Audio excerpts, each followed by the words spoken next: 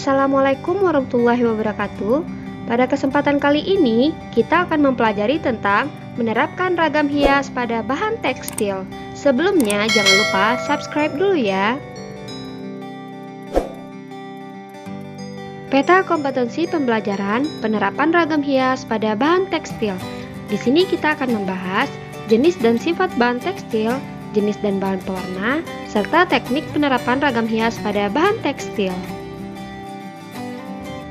Tujuan pembelajaran yang harus dicapai siswa adalah sebagai berikut ini.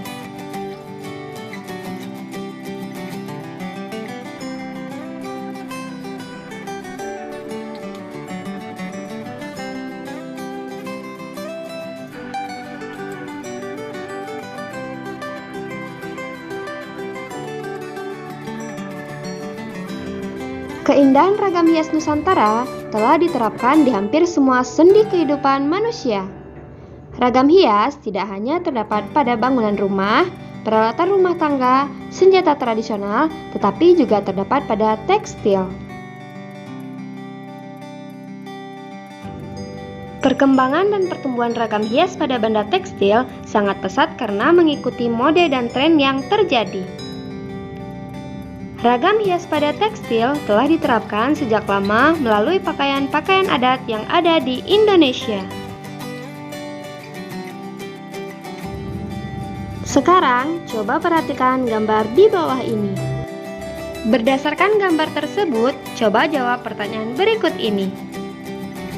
Teknik apa saja yang dapat digunakan dalam membuat ragam hias pada bahan tekstil? Lalu, apa fungsi ragam hias pada tekstil?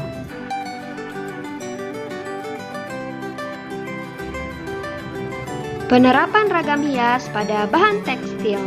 Penerapan ragam hias flora, fauna, dan geometris pada bahan tekstil banyak dijumpai di berbagai daerah di Indonesia.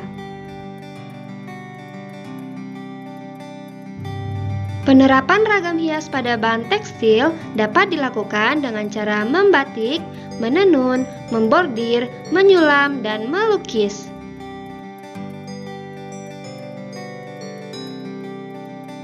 Bahan tekstil dibuat dengan menjalin benang pakan dan lungsi dengan beragam pola jalinan. Pembuatan bahan tekstil ini bisa dilakukan baik dengan alat tenun tradisional maupun modern. Jenis dan sifat bahan tekstil. Jenis tekstil dapat diketahui dari perbedaan jenis benang dan permukaan teksturnya. Benang dibuat dari bahan alam dan bahan buatan. Bahan alam berasal dari kapas, serat ulat sutra, dan bulu domba. Sedangkan bahan buatan berasal dari dakron, nilon, dan poliester. Berikut jenis-jenis bahan tekstil beserta sifatnya. Yang pertama, katun. Katun bersifat mudah menyerap air, mudah kusut, lentur, dan dapat disetrika dengan temperatur panas tinggi. Yang kedua, wol. Wol bersifat sangat lentur, tidak mudah kusut, dapat menahan panas, dan apabila dipanaskan akan lebih lunak. Yang ketiga, sutra.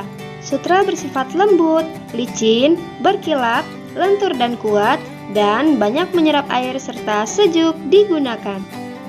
Yang keempat, poliester dan nilon. Bahan ini tidak tahan panas, tidak mudah kusut, tidak perlu disetrika, kuat, dan cepat kering. Jenis dan bahan pewarna tekstil. Bahan tekstil dapat diberi warna baik dari bahan pewarna alami maupun buatan. Pewarna alami dihasilkan dari ekstrak akar-akaran, daun, buah, kulit kayu, dan kayu. Sedangkan pewarna buatan atau sintetis dibuat dari bahan kimia, misalnya naptol dan indigosol. Pewarna alami bersifat mudah luntur, mudah pudar, dan tidak tahan sinar matahari. Sedangkan pewarna buatan bersifat tidak mudah luntur dan tahan terhadap sinar matahari.